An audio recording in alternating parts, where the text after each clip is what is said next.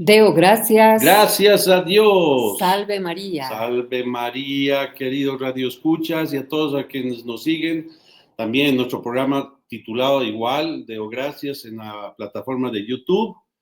Estamos sus servidores Elisa Lanza y José Malqui, cooperadores terciarios de los Heraldos del Evangelio, transmitiendo desde La Paz, Bolivia, por Radio María. Ondas de Radio María. Recordarles que estamos en campaña en Radio María, esto es importante a nuestros queridos amigos, rumbo a buscar los espacios propios para esta emisora católica de los bolivianos. Entonces pueden colaborar en todos los programas, se está haciendo difusión de esta gran campaña, pónganse en contacto en todas las localidades que hay Radio María para poder hacer sus colaboraciones en sobre anónimo, así es como se ha pedido. Muchísimas gracias. Bien. Vamos a iniciar nuestro programa, como siempre, encomendándonos a María Santísima, nuestra Madre, Madre de Dios y Madre nuestra, encomendando este programa y todos los proyectos que tiene Radio María. En el nombre del Padre, del Hijo y del Espíritu Santo. Amén. Dios te salve, Reina y Madre de misericordia. Vida, dulzura y esperanza nuestra. Dios te salve. A ti clamamos los desterrados hijos de Eva. A ti suspiramos gimiendo y llorando en este valle de lágrimas. Ea pues, Señora y abogada nuestra, vuelve a nosotros esos tus ojos misericordiosos, y después de este destierro, muéstranos a Jesús, fruto bendito de tu vientre, oh clemente, oh piadosa, oh dulce siempre Virgen María. Ruega por nosotros, Santa Madre de Dios, para que seamos dignos de alcanzar las promesas y gracias de nuestro Señor Jesucristo. Amén. En nombre del Padre, del Hijo, del Espíritu Santo. Amén. Estamos ya finalizando este mes de julio y como siempre lleno de celebraciones litúrgicas y a santos de nuestra iglesia. Eso, si me permite, hace tiempo que no estamos, usted misma lo ha reflexionado bien, no estábamos haciendo vida de santos porque el tiempo realmente nos es corto, pero hay un santo y santazo, ¿no? Que yo particularmente yo conocí a este santo a través de los Heraldos del Evangelio desde a mis 15 años. Wow. Mis 15 años en un film que pasaron así en blanco y negro, que se debe encontrar en internet, antiguo así. Y realmente le tengo muchísima devoción y creo que por mi apellido inclusive tengo santo, sí, es un santo de la región de donde son oriundos mis antepasados. Estamos hablando del santo llamado el Padre Pío de Oriente. Ah, increíble. Se llama San Charbel Makhlouf. Realmente un santo muy lindo, su fecha. Su nombre, bueno, de nacimiento, José. José era su nombre. Tenía que ser Yusef. ¿No? Yusef, ¿no? Nació un 8 de mayo de 1828 en un pequeño poblado del Líbano llamado Bika Kafra. Uh-huh. Era el quinto hijo de Antonio Makhlouf y de Brígida Chudiak. Sencillos campesinos, llenos de fe. Dos de sus tíos maternos eran monjes en el monasterio de Kusaya, que distaba 1 hora de camino desde Bika Kafra. José los visitaba con frecuencia y se quedaba con ellos ayudando en los oficios divinos, participando en sus oraciones y cantos y escuchando sus sabios consejos. O sea, ya heredó esto de esa espiritualidad de estos tíos. Es que eran otro tipo de familias. Familias. Así es. Tenía 23 años cuando dejó su vida de laico, de casa y familia, para entrar ya al monasterio de Nuestra Señora de Maipuk, de la orden maronita libanesa. Al recibir el hábito de novicio, cambió su nombre ahí cambia, al de Charbel, nombre de un mártir de la iglesia de Antioquía que murió en el año 107 bajo el imperio de Trajano. Cuando su madre y su tío se enteraron de su decisión, se dirigieron inmediatamente a buscarlo al monasterio, tratando de convencerlo de que regrese a su casa. Finalmente, Brígida, su madre, también convencida de la vocación de su hijo, le dijo: Si no fueras a ser buen religioso, te diría, regresa a casa, pero ahora sé que el Señor te quiere a su servicio. Y en mi dolor, al estar separada de ti, le digo resignada, que Dios te bendiga, hijo mío, y que haga de ti un santo. Caray, siempre el rol de las De las madres madres. es muy fundamental, muy fundamental. Sobre todo las que han impulsado grandes vocaciones. Así es. Desde joven había desarrollado una intensa vida interior y de oración que durante sus años de monje había madurado. Pronto se despertó en él la vocación por la vida eremítica, que de acuerdo con la tradición cristiana se debe hacer viviendo en soledad. Se retiró a la ermita de San Pedro y San Pablo en Gebel an-Nur, Montaña de la Luz, que tenía solo 2 habitaciones pequeñísimas y un oratorio también estrechísimo. Comenzó esta vida más austera en el año 1875 y la llevó durante 23 años. Se ejercitaba en diversas mortificaciones y en la oración continua. Dormía sobre el suelo Hemos visto y fotos comía una sola vez al día. de eso. Ordinariamente oficiaba la misa hacia el mediodía de tal forma que pasaba la mañana preparándose para el santo sacrificio y la tarde dando gracias a Dios. Vivía en el más absoluto retiro del que solo salía para atender alguna necesidad pastoral. O sea, su habitación era tan humilde que Hay fotos en realmente, internet, lo sí, pueden ver, en el es suelo. impresionante. Y algo que decía él, no necesito nada, solo Dios me basta. Y realmente era una vida sacrificada, pero entregada totalmente a Dios.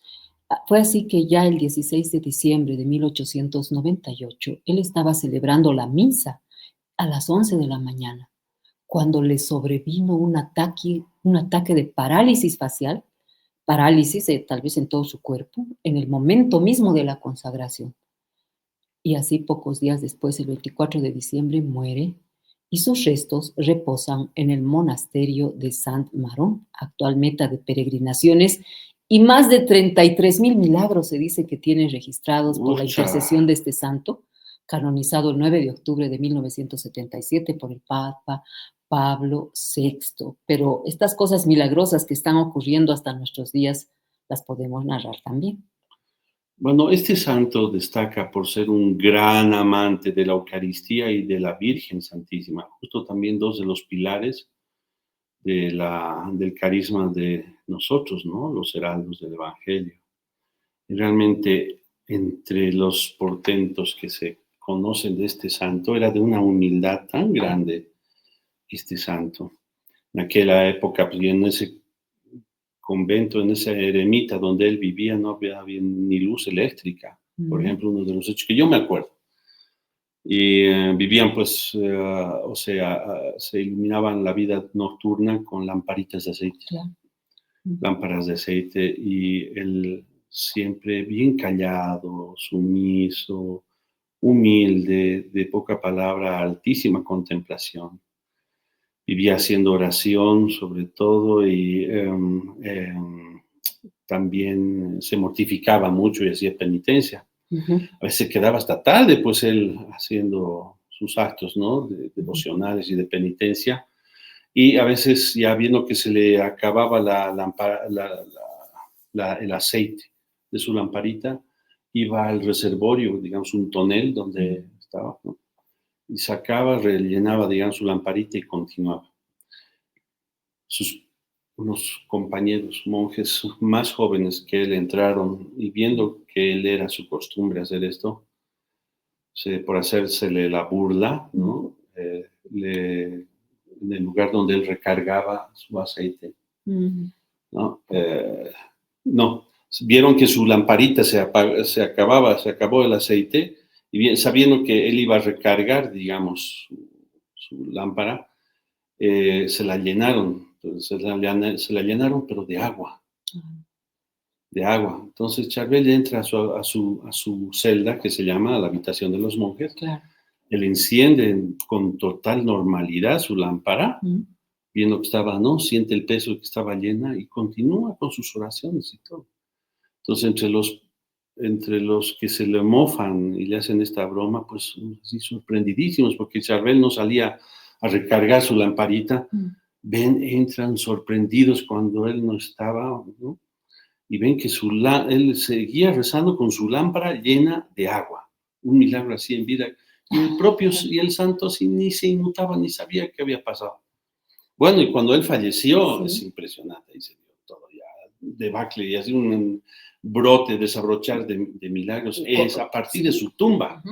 4 meses, ¿no? Después de su muerte, empezó a salir Exudar luz. aceite. No, primero una luz. Una salía luz, cierto. Brillante, ¿no? Del lugar donde habían sido depositados de su tumba, ¿no? Y permaneció durante mucho tiempo y no se apagaba. Y fue ahí que la gente empezó a buscar la tumba para incluso querer sacar partes. Y por eso se animaron, ¿no? Ya después, muchos años después, a abrir la tumba y allí se sorprendieron los maronitas, ¿no? Los de su orden, cuando encuentran que su cuerpo estaba completamente bañado en un aceite. Incorrupto, ¿no? Claro, el cuerpo incorrupto. Y exudaba un aceite así. Pero así a cantidades, completamente su cuerpo. Hasta ahora, porque está ya tiene triple, ¿cómo se dice? Féretro, lo han cambiado. Triple féretro Sí. Y sigue exudando ese aceite que no, ojo, ¿no? Que lo recogen en paños, en toallas, así, en casos de enfermedades muy graves, se han operado muchos milagros. Y en esa época, pues no había ni cámara ni nada. Por fortuna, sí, una como que promoción de estos monjes.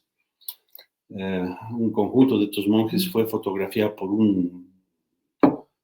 una persona que, conociendo del milagro de San Charbel, visitó la ermita, le saca una foto al conjunto de los monjes vivos y en medio de ellos apareció San Charbel. Increíble, sí, o sea, él aparece. Hay muchas fotografías que se dicen se le ha tomado así a gente que ha recibido el favor y está ahí, San Charbel. Ahorita que yo sé, como se lo conoce a San Charbel, es el santo, para quienes quieran rezarle especialmente, es un santo que de los patronos, de los enfermos de cáncer, sobre todo, sí, ¿no? Los testimonios que hay de cáncer, curación, es increíble. Récenle mucho a él, récenle mucho. San Charbel. Es bien papito este santo. Pero y bueno, como ven, no obstante, alguna vez siempre ocurre una pequeña resistencia porque es difícil a algún padre o madre aceptar, dejar ir a su hijo, entregárselo a Dios, pero al final, si lo hacen con resignación, ven el fruto que desabrocha.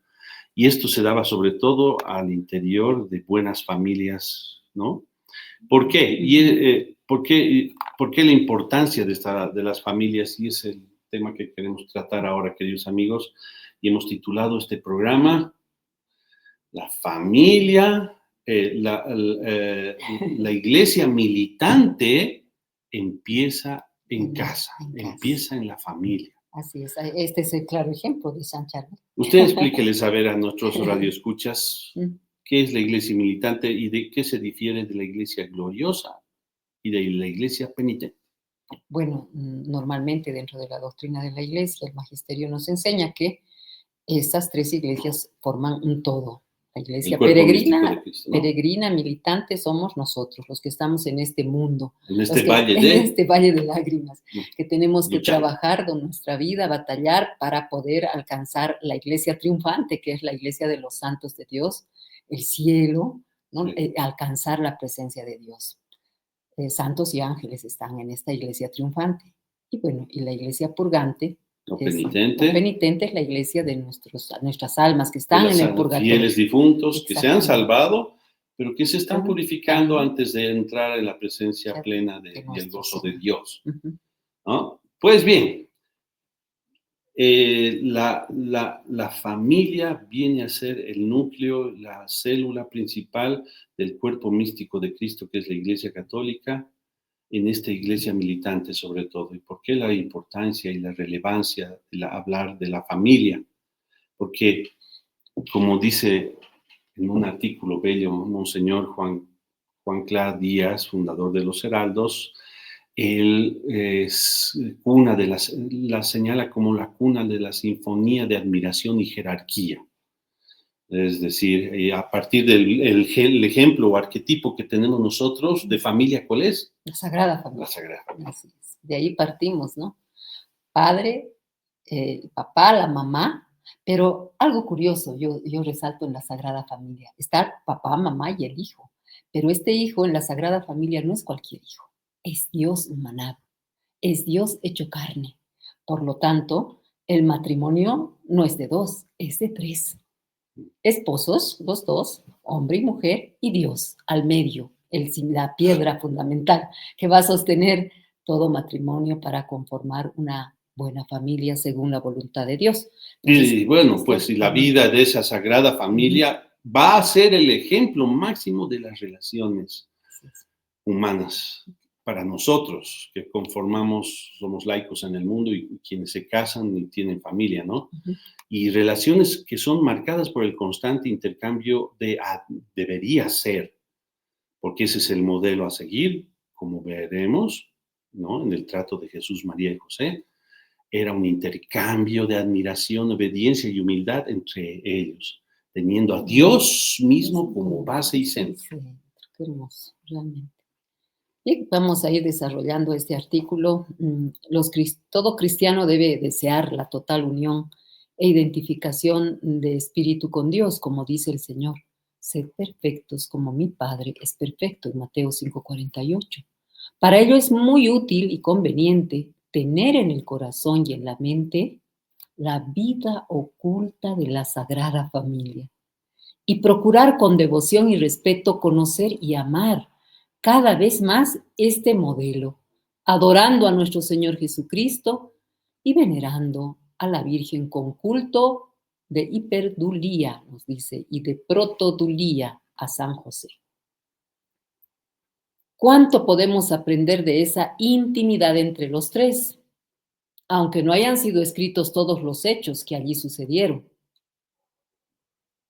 Un corazón divino y humano. Consideremos la figura de nuestro Señor Jesús. Dios se hizo carne y habitó entre nosotros. En esa humanidad de Jesús unida a la divinidad en la persona del Verbo, es sobre la que primero debe posarse nuestra mirada y arrebatarse nuestro amor. Si en Él no podemos comprender a Dios, por lo menos comprendemos al hombre, dotado de un corazón capaz de todas las emociones naturales y que poseía en perfecto orden, disciplina y equilibrio. Nuestros propios sentimientos elevados a un plano infinito. ¿Cómo desearíamos contemplarlo a sus 30 años? Imagínense, en su belleza humana iluminada por la divinidad, lleno de atractivos en una majestad imperial y una suavidad grandiosa. ¿Cómo habría sido la divina mirada del Señor? ¿Cómo sería la serenidad de su semblante, la manifestación de su afecto, bondad, a través de una sonrisa? ¿Cuáles eran las alegrías y las tristezas que impregnaban su alma? El amor que sentía por los demás hombres, sus hermanos, le hacía regocijarse en sus alegrías y sufrir a la vista de sus males, yendo al encuentro de todos los dolores morales, indiferencias, ingratitudes, decepciones y desprecios. El doctor Plinio tenía una imagen o sea, un concepto de nuestro Señor Jesucristo, a modo de comentario, que Él es el modelo perfecto de todo tipo humano. El doctor Plinio decía, a ver, vean por ejemplo, nadie fue diplomático como nuestro Señor. Como Él en las trampas que le ponían con las preguntas los fariseos, los doctores de la ley, ¿no? Para hacerlo caer y acusarlo de falso mesías, etc. Él salía y zanjaba todas las pruebas, ¿no? Con una diplomacia, con un tacto, una inteligencia una respuesta en sus preguntas, ¿no? ¿Quién era abogado como nuestro Señor? Él como aboga y con un simple argumento destruye la mala intención de quienes querían apedrear a María Magdalena, por ejemplo. Médico, ni qué hablar, médico por excelencia, ¿verdad? Y así por delante, y en el oficio que aprendió de carpintería de San José, que en ese entonces la carpintería no solamente era un oficio ebanista simple, artesanal. Los carpinteros de entonces eran comparados con, bien podrían ser comparados con lo que hoy conocemos los arquitectos, ¿no? Entonces nuestro Señor bien reflejaba todas esas destrezas de todos los tipos humanos que la sociedad, que el hombre ha podido desarrollar en el conocimiento, en cuanto a su aplicación del conocimiento que Dios le ha dado. El Señor tan puro, bueno y majestuoso difundía una paz perfumada. Qué bonito esa expresión, paz perfumada y deliciosa, que llenaba las almas y saciaba la inmensa necesidad que todo corazón humano tiene de amar y ser amado. Durante 30 años Jesús convivió con la Virgen y San José, bajo el mismo techo, en una atmósfera de pobreza y grandeza, de amor y de paz, en el silencio, en el aislamiento, en la esclavitud recíproca, que puede ser llamado como vasallaje mutuo también, ¿no? Que nosotros conocemos. Allí creció en sabiduría y en gracia, preparado de lejos por la acción divina para su gran misión en el futuro y acompañado de cerca por una fisonomía maternal, la imagen admirable de la pura dedicación, María. María Santísima, que le manifestaba todo su cariño en una mezcla de adoración y obediencia, y la alta comprensión que tenía de su destino. Allí, siendo adolescente, fue instruido por San José también en este oficio de carpintero que mencionaba, aprendiendo a manejar las herramientas adecuadas. Pasó 30 años honrando el trabajo y glorificando la humildad, para enseñarnos el camino del cielo mediante la abnegación, la mortificación y la penitencia.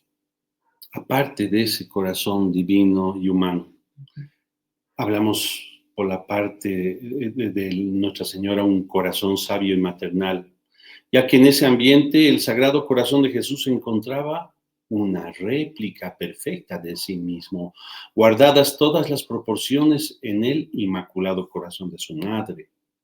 Ya en el episodio de la Anunciación, cuando Nuestra Señora recibe el inmenso honor de traer a Dios al mundo, y especialmente a partir del nacimiento del niño Jesús, apreciamos en ella la paradoja de reunir los atributos más elevados de la naturaleza femenina, virginidad y maternidad.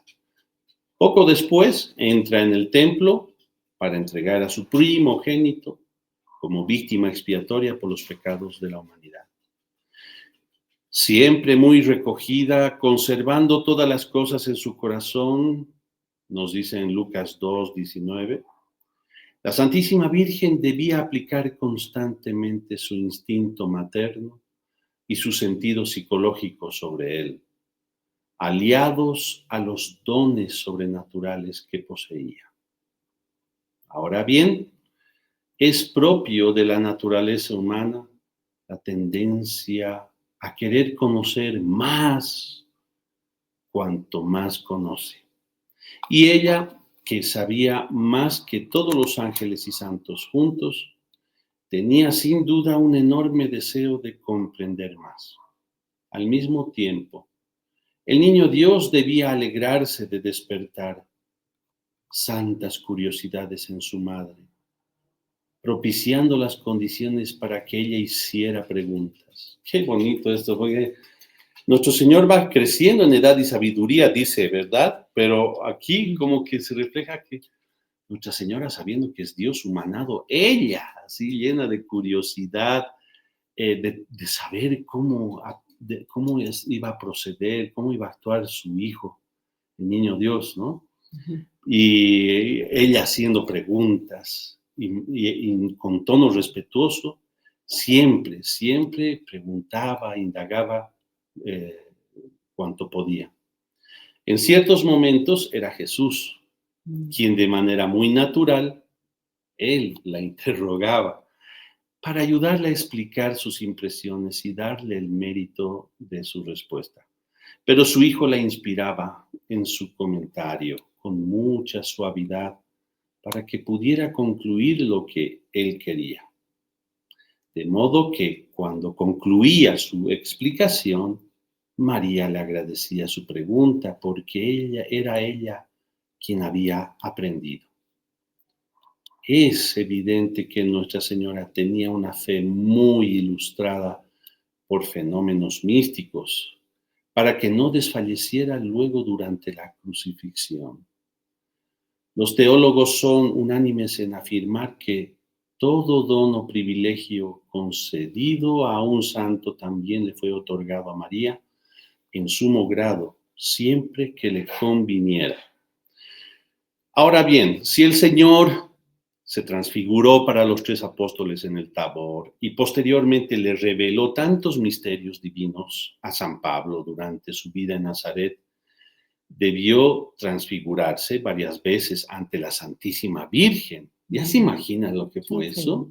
En la intimidad de esa casita del hogar de Nazaret. Nuestro Señor se transfiguraba, o sea, su naturaleza divina resplandecía solo para los ojos de su madre y de San José, seguramente. Incluso podemos imaginar que mientras dormía a menudo viera al niño Jesús en su esplendor y gloria.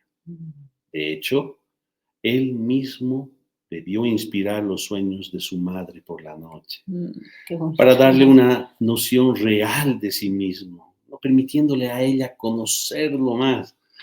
Cuando se despertaba, la mirada de María se dirigía inmediatamente hacia su hijo y lo contemplaba durmiendo sereno, en una adorable inocencia. Era la humanidad del Verbo encarnado, la que se hacía manifiesta para acostumbrarla a contemplar los lados sobrenaturales en los aspectos humanos y así ampliar su discernimiento. Ahora vamos a hablar de un corazón fuerte y paterno, el corazón del Padre de Jesús, José. Por último, nos queda considerar este corazón fuerte y dulce, grave y afable, lleno de energía y resolución, de un hombre que desempeñó un papel de suma importancia en los misterios de la sagrada infancia del Señor. Hablamos de San José. El título de mayor poder y honor de este noble varón es el de ser llamado Padre de Jesús.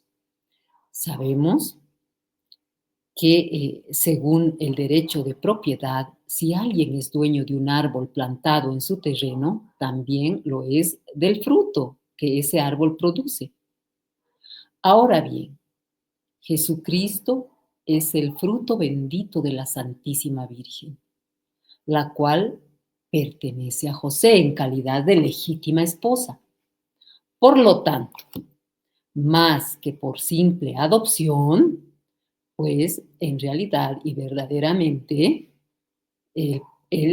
San José es padre por ser esposo y salvaguarda de la virginidad de aquella que dio a luz al Hijo de Dios. Además, al haber nacido Jesús en la tierra, sujeto a la hambre y al frío y expuesto a persecuciones y las injurias, el Padre Celestial le dio a su unigénito un guardián que lo gobernara y defendiera y le proporcionara un hogar, alimento y protección. Qué hermosa figura la del Padre. Pero la explicación de la paternidad legal y nutricional no expresa toda la realidad. En efecto, la generación de los hijos no se basa única ni principalmente en el aspecto biológico, aunque este sea indispensable conforme a las leyes de la simple naturaleza. Para que los hijos sean concebidos debe existir primero en condiciones normales, el consentimiento de ambos cónyuges. Y este es el aspecto más noble de la generación, pues implica la racionalidad del hombre y no la mera dimensión corpórea. Ahora bien, cuando tuvo clara noticia del milagro ocurrido en Nuestra Señora en la Anunciación, este santo patriarca exultó con estremecimientos de adoración y gratitud, conformándose enteramente a lo obrado por Dios en el seno virginal de su esposa. Y como el Todopoderoso nunca destruye la naturaleza, sino que la sublima, siempre quiso que José, con su aceptación voluntaria, excluido el acto natural de la generación, fuera padre con pleno derecho al fruto de las entrañas de María. Por eso, como emisario de la voluntad divina, el ángel le ordena que le pusiera el nombre al niño y recibiera a su esposa ya con los signos de la divina gravidez. De esta forma, el matrimonio entre la Virgen y San José no solo fue verdadero, sino también fecundo, por ese sí de San José, aunque por medio de un milagro, convirtiéndose en el Padre virginal del niño Jesús.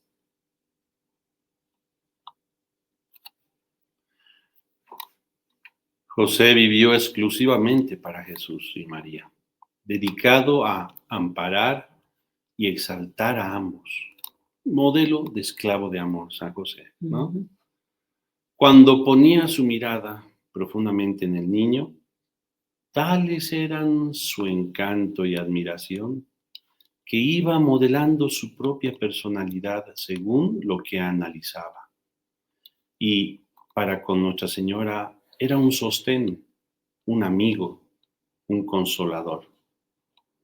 En circunstancias en las que comprendía que era su deber extinguirse, lo vemos desvanecerse como humo de incienso. Así ocurrió durante la visita de los reyes de Oriente y en la presentación en el templo, episodios en los que la atención se centró más particularmente en María Santísima. En cambio, cuando en la huida a Egipto fue necesario llevar la delantera, ejerciendo el oficio propio de un cabeza de familia, vuelve a aparecer. Y más tarde, cuando nuestro Señor Jesucristo se había desarrollado plenamente, San José sintió que su misión ya había sido cumplida y se ocultó de nuevo. El Santo Patriarca es para nosotros un admirable modelo de humildad y de completo olvido de sí mismo. Sin embargo, llamado a tan grandiosa misión, poco se sabe de él. Así pues, San José nos da la gran lección de cómo toda autoridad humana debe doblegarse y dejar el sitio cuando los intereses de Dios se manifiestan en este sentido. Y todo esto configura, hemos visto, los tres corazones, esa sinfonía de la admiración y de la perfecta jerarquía. En la Sagrada Familia se daba una coyuntura paradójica, creada por la providencia, por la cual el que más debía mandar era el que más obedecía. El Creador, al presentarse como un niño, quiso tanto hacer valer esta regla de la paradoja que se ofreció como esclavo de María por su total dependencia de ella en los 9 meses que estuvo en su claustro materno. Se alegraba de sentirse hijo y quiso permanecer en las manos de la Virgen y de San José durante toda su vida familiar. Como niño, como joven, y ya como hombre maduro hasta el momento en que abandonó el hogar para empezar su vida pública. La Madre de Dios, elegida en el orden de la creación, para ser elevada al plano hipostático relativo, la más santa de las puras criaturas, se sometía a su esposo. José, por su parte, era inferior a Nuestra Señora y al Niño Jesús, pero en cuanto esposo y padre, tenía el mando, celoso por excelencia del cumplimiento de todos sus deberes conyugales. Los guiaba, los conducía. ¿Qué sucedía, por tanto, en las relaciones de esta verdadera Trinidad en la tierra? Se trataba de una sinfonía de admiración, de la comprensión de la gracia en unos y otros, de la que todos se beneficiaban, creando una unión cuya base y centro era Dios mismo. Esto demuestra lo mucho que Dios ama la autoridad y quiere que se respeten las mediaciones. La idea de que todos los hombres son iguales se desmorona ante el ejemplo de la Sagrada Familia, en la que encontramos la escuela perfecta de jerarquía. Cuando la familia está equilibrada, el varón tiene un papel de dominio más marcado que la mujer y los hijos, y el orden se establece a partir de este principio. Esto se ha desvirtuado hoy, bien sabemos. Vemos cómo en el paraíso el demonio quiso acabar precisamente con la maravilla de la desigualdad. Eva le dio un valor indebido al animal y Adán a su vez sintió por ella un amor que ya no estaba fundado en Dios. Por eso se sometió a la mujer al aceptar el fruto prohibido y así ambos pecaron. La escuela del ceremonial y la liturgia. Junto a esta elevación, en la Sagrada Familia todo transcurría en el ámbito ordinario de la vida de cada día, en una convivencia muy humana la mayor parte del tiempo. ¿Dónde estaba el palacio? ¿Dónde estaba la gran cuna para el niño? ¿La ropa, los ricos vestidos? ¿Y el honor debido a un rey? Podrían haber vivido en un edificio suntuoso.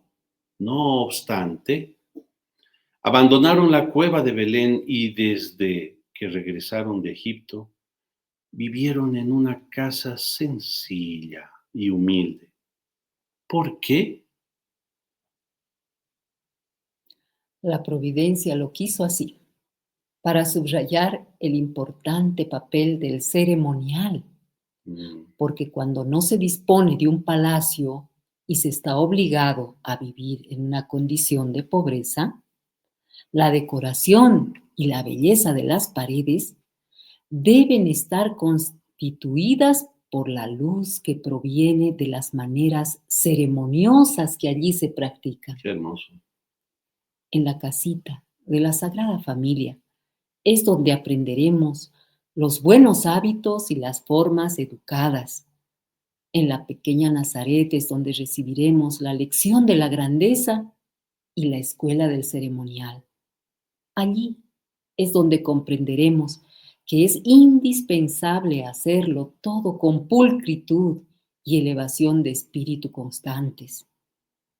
El culto divino y los ritos que luego surgieron en la Iglesia son el resultado del modo de relacionarse de la Sagrada Familia, la cual, a su vez, repetía de algún modo la divina e insuperable liturgia existente en las relaciones de las tres personas de la Santísima Trinidad.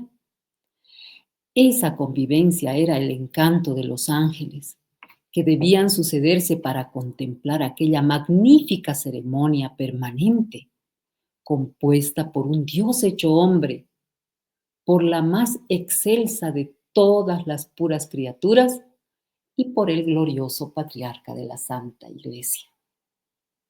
Bajo el signo del triunfo.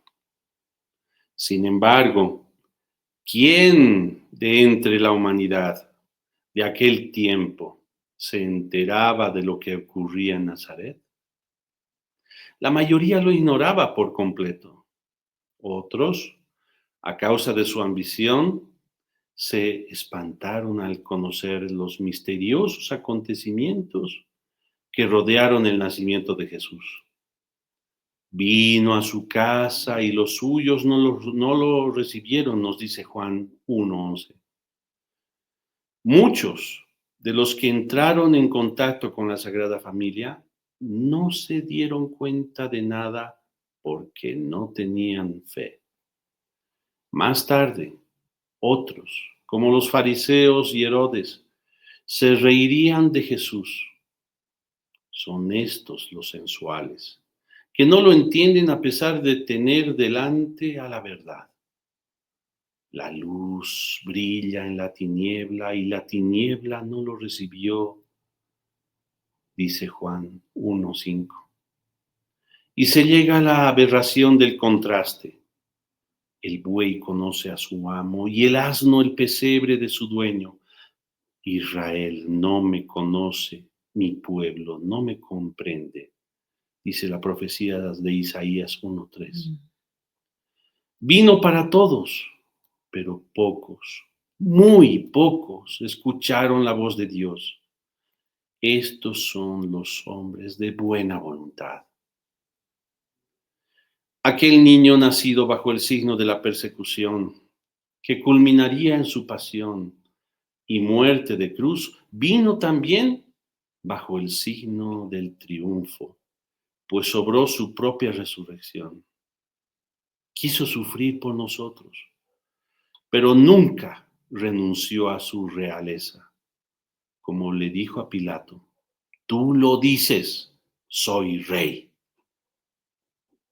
Su religión, su revelación, la infalibilidad de la verdad que confirió a la Iglesia, la santidad que nos trajo, son inmortales e invencibles.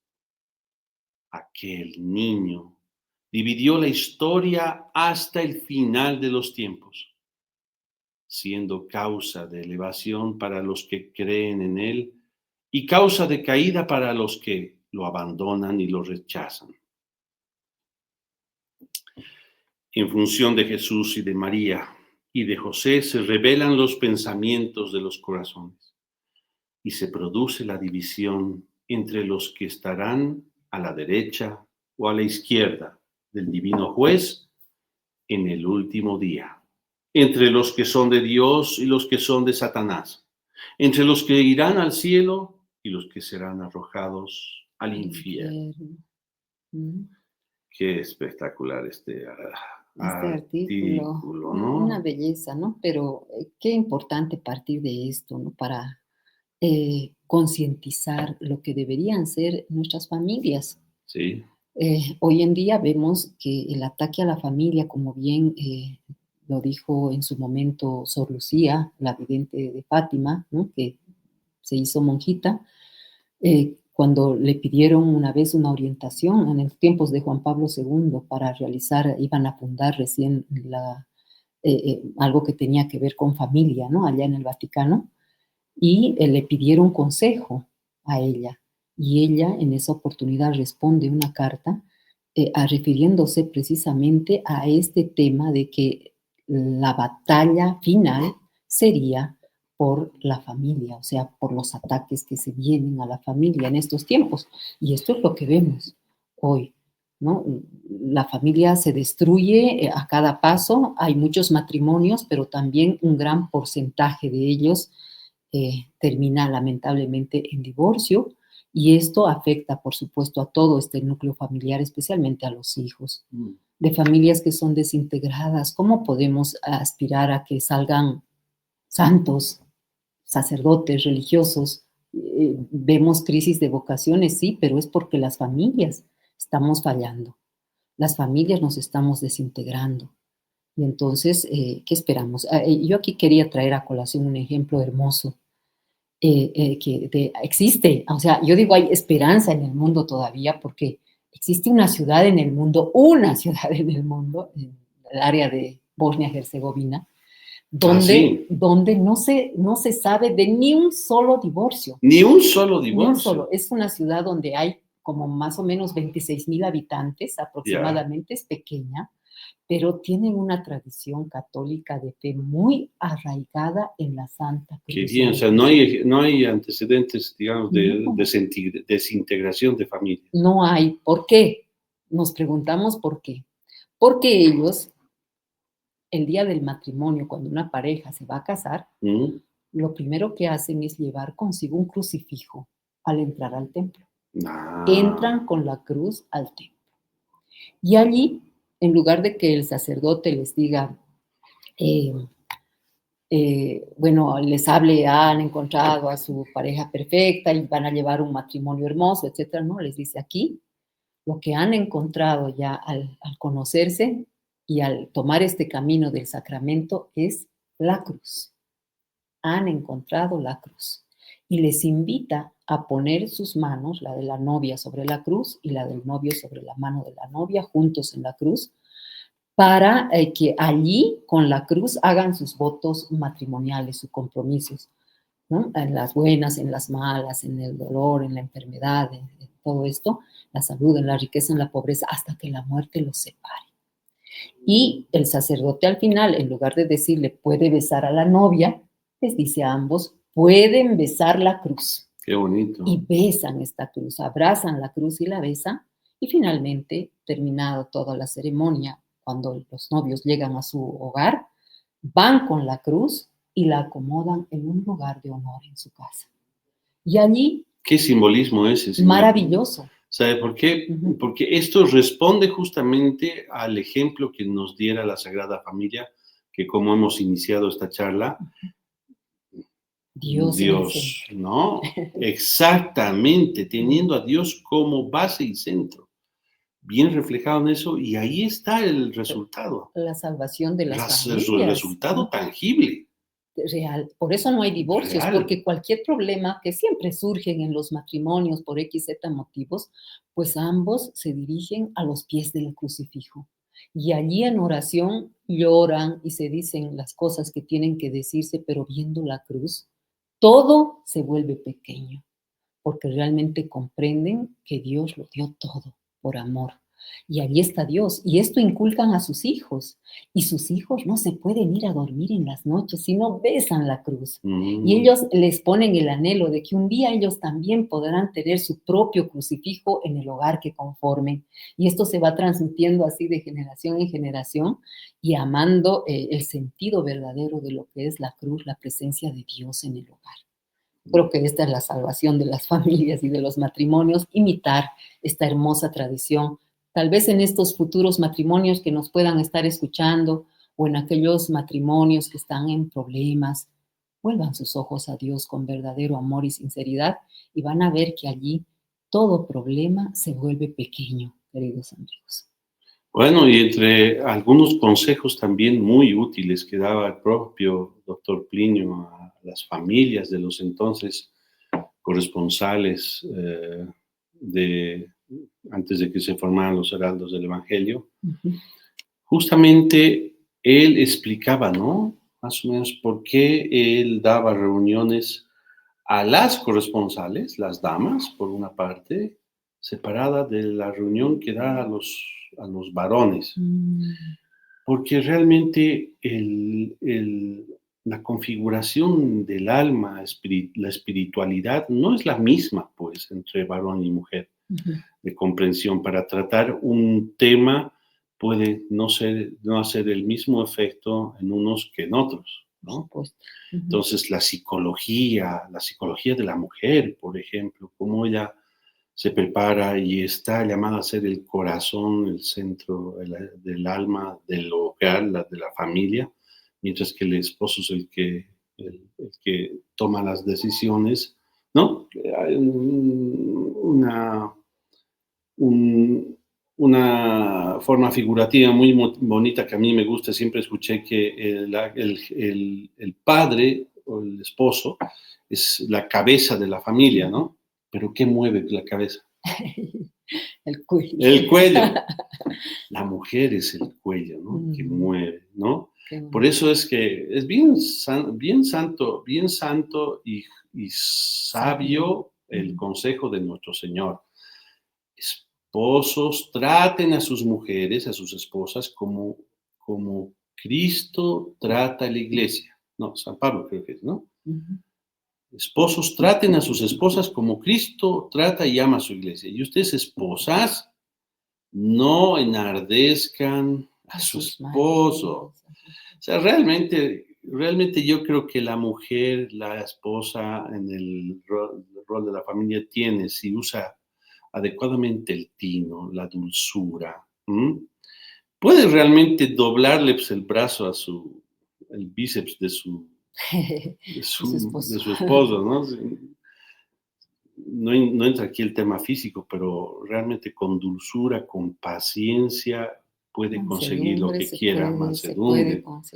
Ahora bien, con la gracia de hay Dios. entre los riesgos a los que se enfrenta la familia moderna por el tema de la economía, del mercado laboral deprimido, de las pocas oportunidades que hay, más aún cuando se tiene una familia numerosa, que lamentablemente esposo y esposa tienen que salir a trabajar y abandonar y pasar fuera del hogar. El doctor Priño daba la siguiente recomendación. No obstante, siendo esto una necesidad de que a veces los dos, padre y madre, tienen que salir y trabajar, hacer lo posible porque la madre, sobre todo, pase el mayor tiempo que pueda en el hogar. Así es. O sea, el esposo también, porque hay un riesgo de que el hombre, estando más en un contacto con una sociedad y de costumbres inmoral, de costumbres corrompida, y en el mundo en el que vivimos hoy en día, es mucho más fácil que tanto el hombre, el esposo, la mamá, el papá, terminen siendo condescendientes con el mal que campea ahí afuera y no lo combata no lo identifique, no lo combata con la radicalidad que debería. ¿Entienden? Y a eso súmele el hecho de que saliendo, transponiendo el umbral de la casa, de la puerta de la casa, nuestros niños, los hijos salen y se enfrentan a ese mundo donde el alcance y la influencia de los padres queda como que opacada por la de los ahora influencers, la de personajes que son idolatrados por la juventud, los niños de hoy, y la influencia sana del núcleo, del seno familiar, queda disminuida o en riesgo. Entonces, ante esa situación, por lo mismo, es precautelar en los tiempos de vivir, de convivio íntimo, como sea la Sagrada Familia, en el hogar, no arriesgarse tanto estar afuera, porque hoy en día y por los medios de comunicación y la velocidad que circula por la tecnología, la información, etcétera, no necesitas ni siquiera estar afuera para enterarte de lo que está pasando, ¿no? Pero lo importante es que papá, mamá, ¿qué van a transmitir a sus hijos allí en el hogar? Vuelvan a su casa, vuelvan al convivio con sus hijos, denles más tiempo. Esto es sumamente tiempo de importante. calidad, ¿no? Si el tiempo es corto, abreviado, pues pasen tiempo de calidad. Y mucho la convivencia en el núcleo familiar, no solo en el más íntimo, que es padres e hijos, sino también con los tíos, con los primos, ¿no? De tal manera que se cree, el niño crezca viendo, admirando las figuras que tiene más próximas a ellos mismos dentro de su entorno familiar, y se rodeen también y se apoyen entre los mismos chicos, generacionalmente hablando, chicos de la misma edad, de tal manera que haya siempre una buena influencia. Y bueno, por último, es cierto que la persona que quiere hacer el bien, que quiere santificarse, practicar la virtud, los mandamientos de la ley de Dios, estando ahí afuera solo, muchas veces es combatido, vilipendiado, dejado de lado, mofado, etcétera. Entonces, es también útil aprender y enseñar. Nosotros mismos, los adultos, como inculcar o aprender, enseñar a los niños también que las personas que hacen el bien van a tener que pasar por periodos hasta incluso de estar solos, con tal de ser fieles, rectos, íntegros, fieles, ¿no?, a los valores que aprenden en el hogar, que aprenden en el convivio, con una educación santa, verdaderamente católica, porque el bueno es así, ¿no? Así es. Entonces, así es un tema muy bonito hablar de la familia, no hemos podido hablar mucho del sacramento como tal y del matrimonio, etcétera, pero ya habrá oportunidad para poder compartir en otros programas. De momento nos despedimos, será hasta el próximo sábado. Deo gracias. Salve María. Salve María.